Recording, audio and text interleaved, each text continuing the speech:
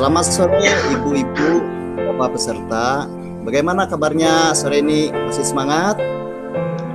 Alhamdulillah baik, semangat Pak. Ya. Maaf bapak-bapak, ibu-ibu, hari ini kita tetap lanjut materi pembelajaran yang kemarin. Tapi hari ini sebelum memulai pembelajaran, seperti biasa, ada salah satu peserta yang memimpin doa.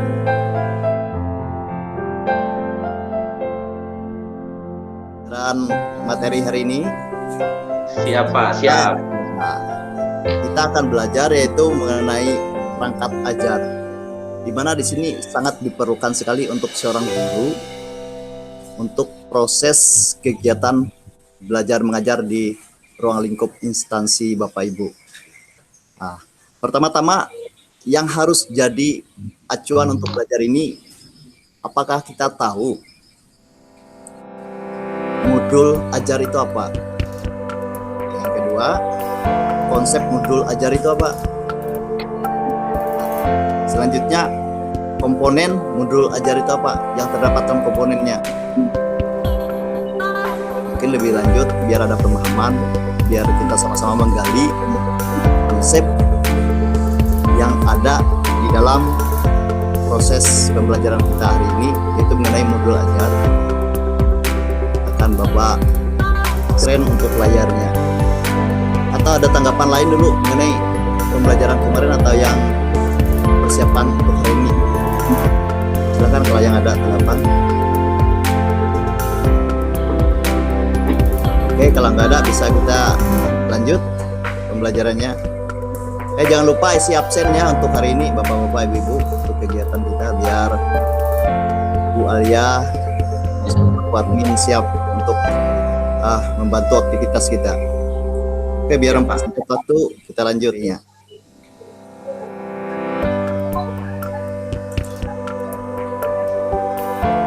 Udah nampak jelas Bu, Pak, Ibu? Sudah Pak, sudah. Oh iya, terima kasih. Ini ada materi modul ajar, di mana ini suatu perangkat untuk kita kegiatan belajar mengajar di ruang lingkup instansi kita sebagai seorang pendidik.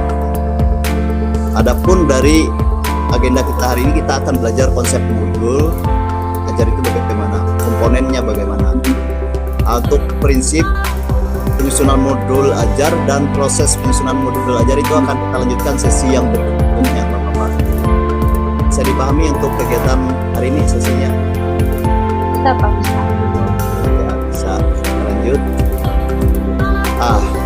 Jadi yang kita perlu pikirkan, yang pertama kita harus mengetahui apa itu konsep modul ajar tersebut, di mana akhir pada intinya nanti tertuang kepada profil Pancasila. Semua kegiatan yang kita lakukan, aktivitas proses belajar mengajar itu di mana kita akan mengarah ke profil Pancasila, ditanamkan pada peserta didik. Nah, kita lihat arti makna dari modul ajar itu. Modul adalah sejumlah alat atau sarana media, metode, petunjuk, dan pedoman yang dirancang secara sistematis dan menarik. Jadi maksudnya RPP kita itu, atau bahasa kita dulu RPP, sekarang modul ajar. Jadi membuat siswa itu senang atau menikmati proses kegiatan belajar mengajar. Selanjutnya, modul ajar merupakan implementasi dari alur tujuan pembelajaran yang dikembangkan dari capaian pembelajaran dengan profil belajar Pancasila sebagai sasaran. Nah, seperti saya bilang awal tadi, bahwa semua kegiatan itu intinya mengarah peserta didik untuk menanam karakter profil belajar Pancasila di sekolah maupun di lingkungan masyarakat setempat. Selanjutnya, modul ajar disusun sesuai dengan fase atau tahap perkembangan peserta didik, mempertimbangkan apa yang akan kita pelajari dengan tujuan pembelajaran dan berbasis perkembangan jangka panjang. Nah, ini sesuai fase, misalkan fase A 1 dengan 2, seperti kita pelajari pembelajaran yang kemarin. Terus selanjutnya 3-4 fase B, 5-6 fase C. Kita sesuaikan dengan kemampuan dan minat bakatnya. Selanjutnya, guru perlu memahami konsep mengenai modul ajar agar proses pembelajaran lebih menarik dan bermakna. Dalam artian sesuai dengan pengetahuan. Ya, selanjutnya kita lanjut. Nah, Ini ada gambaran besar draft atau yang sudah ada komponen modul ajar. Jadi komponen modul ajar itu ada 3. Yang pertama itu informasi umum, yang kedua komponen inti, 3 lampiran. Jadi dalam komponen modul ajar itu ada 3 komponen yang harus kita buat dalam untuk pembuatan proses modul ajar tersebut. Adapun fungsi guru dalam satuan pendidikan diberi kebebasan untuk mengembangkan modul ajar sesuai dengan konteks lingkungan dan kebutuhan belajar peserta didik. Berarti kita seorang guru membuat modul itu menyesuaikan dengan keadaan di lingkungan sekolah kita. Selanjutnya, modul ajar dilengkapi dengan komponen yang menjadi dasar dalam proses penyusunan. Komponen modul ajar dalam panduan dibutuhkan untuk kelengkapan persiapan pembelajaran. Sudah pasti kan sebelum kita belajar sudah ada RPP, kalau kita dulu, sekarang harus ada modul ajar. Jadi bahan yang kita sampaikan itu yang kita inginkan bisa tercapai dengan peserta didik kita. Komponen modul ajar bisa ditambah sesuai dengan mata pelajaran dan kebutuhan. Jadi, kalau kita membutuhkan misalkan di kelas bawah perlu bahasa Arab, seperti sekolah kami rencana mau itu penambahan mata ajar, bahasa Inggris dikembangkan lagi di kelas bawah. Itu tergantung kebutuhan sekolah atau instansi kita masing-masing. Lanjut Bapak Ibu, atau ada yang perlu ditanya dulu sebelum kita lanjut ke komponen-komponennya? Lanjut Pak, lanjut. Oke. Nah, yang pertama tadi kita lihat ada gambaran di sini, ada komponen modul ajar itu informasi umum. Jadi yang informasi umum itu, ini ada nama, identitas sekolah yang jelas, modul ajar itu apa. Misalkan kita belajar tentang matematika, bisa kita buat geometri, atau agama, kita buat pemilihan sesuai elemen yang kemarin. Ada PKN itu Pancasila, nilai-nilai Pancasila. Terus kalau bahasa Indonesia, menyimak atau berbicara, atau cara menyimak untuk baca cepat, itu ada di elemen-elemennya, bisa kita buka di capaian pembelajaran yang kita pelajari kemarin. Selanjutnya, jenjang sekolah harus ada, itu semua termasuk dalam identitas sekolah. Alokasi waktu seperti RPP yang dulu juga tetap ada. Selanjutnya lagi kita lihat kompetensi awal, jangan lupa yang ingin kita capai. Itu harus ada dalam yang kita tuangkan dalam modul ajar tersebut. Kompetensi itu adalah pengetahuan dan atau keterampilan yang akan dimiliki siswa sebelum mempelajari topik tertentu. Kompetensi awal merupakan ukuran seberapa dalam modul ajar dirancang. Jadi kita punya tujuan dalam proses pembelajaran supaya peserta didik yang ingin kita arahkan bisa tercapai dengan adanya buku panduan atau modul ajar ini yang kita pegang untuk mengajar siswa-siswinya. Kita lanjut. Profil Pancasila seperti saya katakan tadi harus mengarah atau menanamkan karakter peserta didik kita, yaitu dengan mengamalkan profil Pancasila, di mana itu ada 6 karakter. Mungkin Pak Jul Farman masih ingat yang 6 dari Pancasila tersebut, profil. Iya Pak. Ibu Lili ya, yang sering disingkat P3, profil pelajar Pancasila. Selanjutnya 6 dimensi profil pelajar Pancasila saling berkaitan dan terintegrasi dalam seluruh mata pelajaran sesuai terlihat dengan jelas di dalam materi, pedagogik, atau kegiatan proyek post asesmennya, dimana kita tuangkan semua proses pembelajaran kita itu ada terkait dalam, misalkan dalam pembelajarannya, terus ada pedagogik, terus ada terus untuk praktek, terus ada asesmennya, bagaimana bisa, misalkan kemampuannya berpikir kritis, kita bisa lihat di asesmennya gimana hasilnya. Selanjutnya sarana dan prasarana.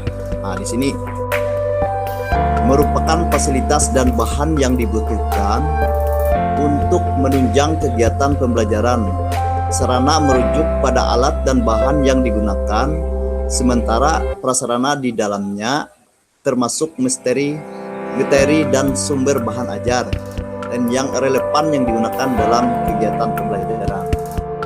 Menyesuaikan dengan sarana. Ketersediaan materi diharapkan mempertimbangkan kebutuhan peserta didik baik dengan keterbatasan atau kelebihan teknologi, termasuk sarana dan prasarana yang penting untuk diperhatikan dan juga dimanfaatkan agar pembelajar lebih dalam dan bermakna. Menyesuaikan keadaan. Kalau kita misalkan mau ngajar pakai menggunakan IT kan, kalau fasilitasnya tidak mendukung, strategi lain lah kita gunakan. Tapi kalau ada, misalkan ada LCD atau proyektor, kita manfaatkanlah semaksimal mungkin dengan jaringan internet yang bagus.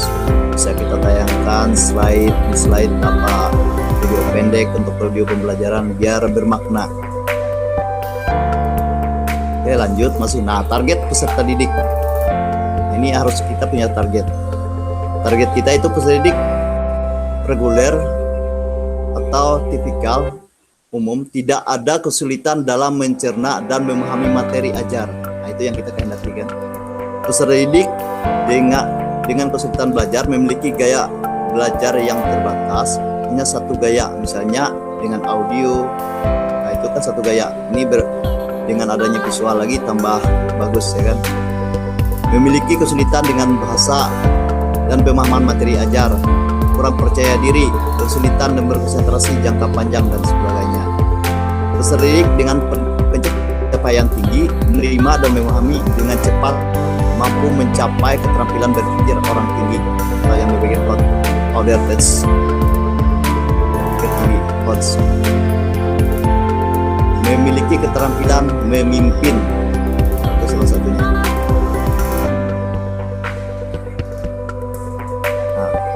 Bagian sih di bidang informasi, model pembelajaran merupakan model atau kerangka pembelajaran yang berikan gambaran sistematis pelaksanaan pembelajaran. Nah, ini maksudnya setiap kita buat modul itu harus yang menarik, yang pertama yang bermakna, sehingga model pembelajaran kita itu disenangi atau dirasa senang peserta didiknya untuk kegiatan pembelajaran.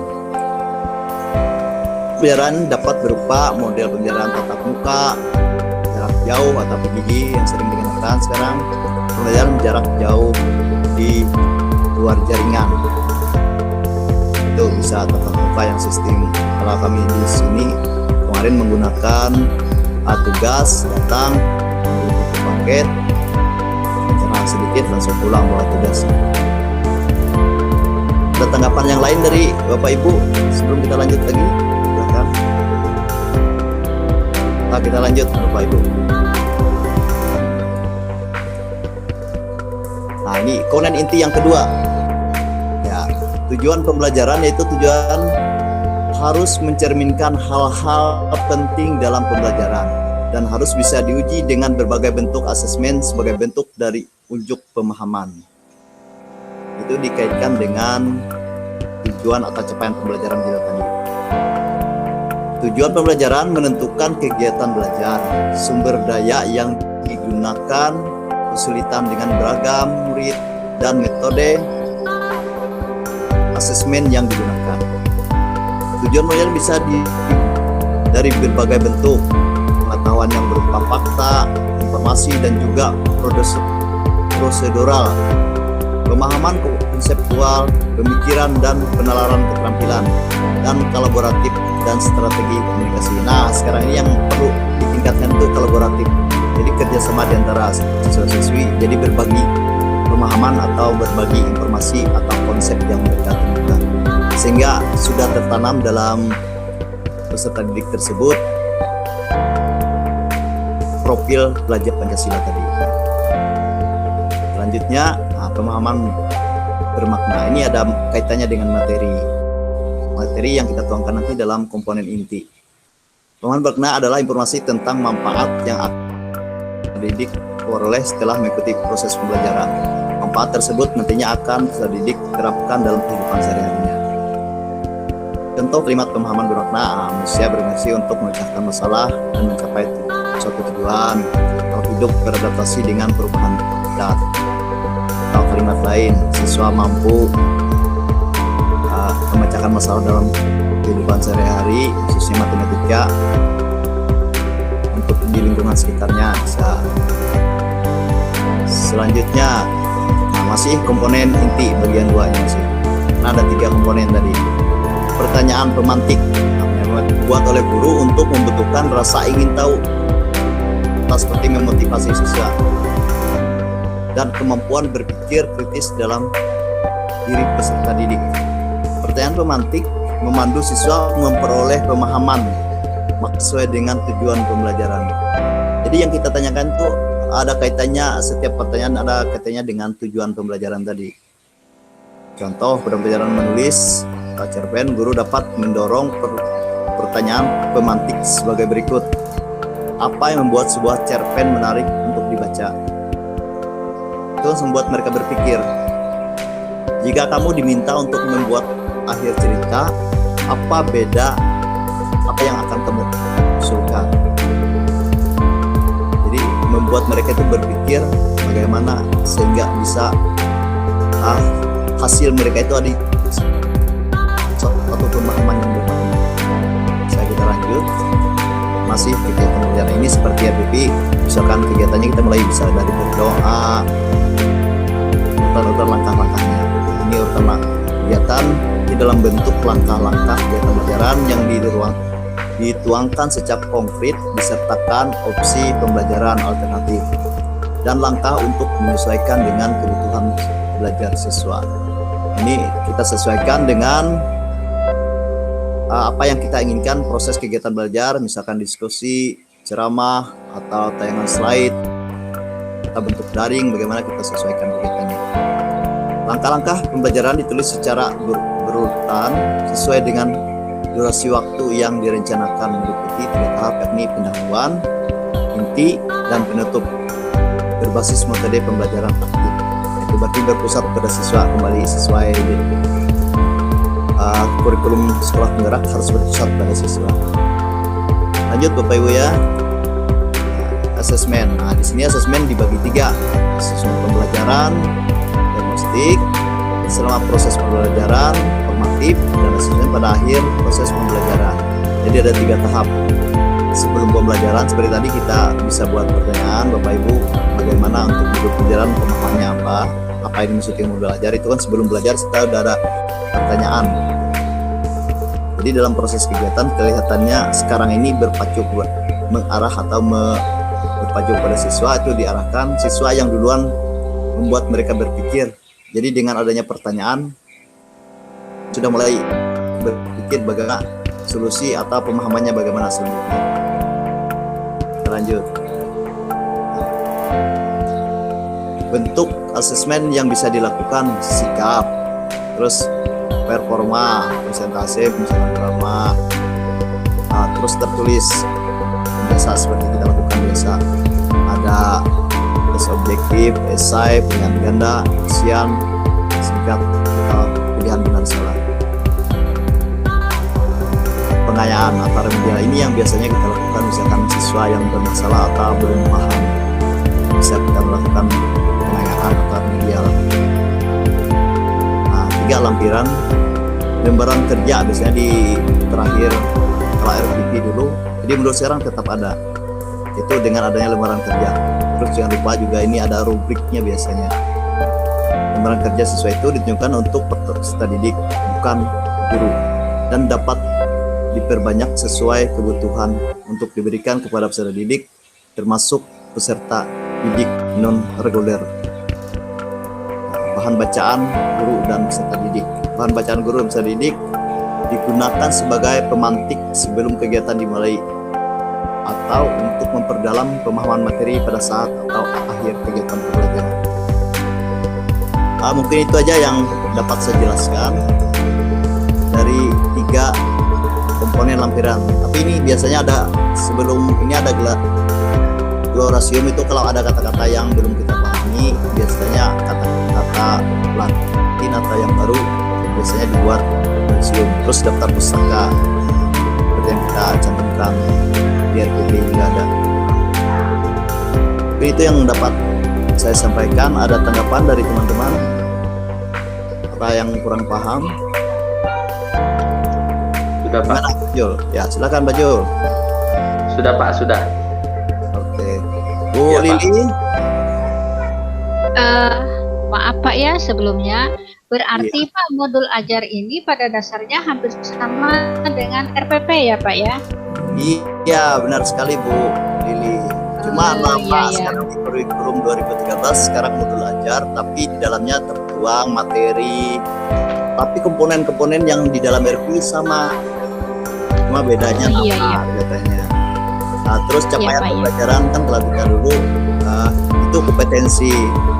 Nah, sekarang capaian pembelajaran. Oh iya ya Pak. Ya Pak. Terima kasih Pak. Yuk sama Pak Jul, ada lagi? Ya Pak, sama tadi Pak pertanyaannya seperti itu juga. Iya.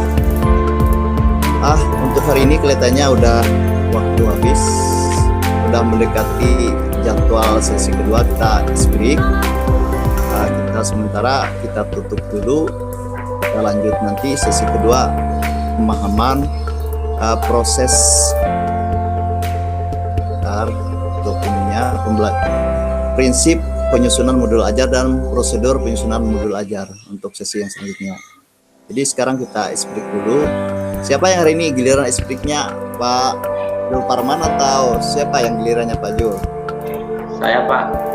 Oke, saya stop screen dulu ya. Jadi untuk selamat sore.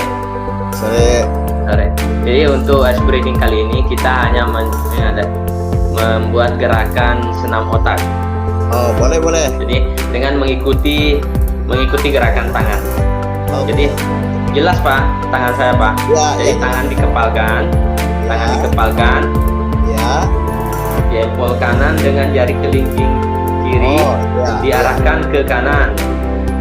Kanan. Diputar, diarahkan ke kanan 2 kali loncat. Ya. Bergantian tangan jempol kiri Ya. gelombang ke kiri 2 kali Ya. secara bergantian. Kita mulai. Oke. Ayo kita mulai. 1, 2, 3 dengan hitungan atau nyanyian kah Pak? Hitungan aja ya Pak. Boleh. Biar menarik. 1, Kan untuk speakingnya. 2, Ya, boleh Tiga. di. 4, 5, 6, 7, 8, Apa? 2, 3, 4, 5, 6, 7, 8. Tuh. Oke. Ya, Terima selesai. kasih Pak Jul Parman. Iya Pak. Gimana, ada pertanyaan lagi sebelum kita mengakhiri? Bila ada sebelum mengakhiri, kalau ada pertanyaan silakan Bapak Ibu, atau ada masukan tanggapannya. Kalau tidak ada, biar cepat untuk istirahat, bisa speaking, kita biar lanjut sesi yang kedua. Kita istirahat sekitar 10 menit. Bapak ucapkan selamat sore. Sore Pak.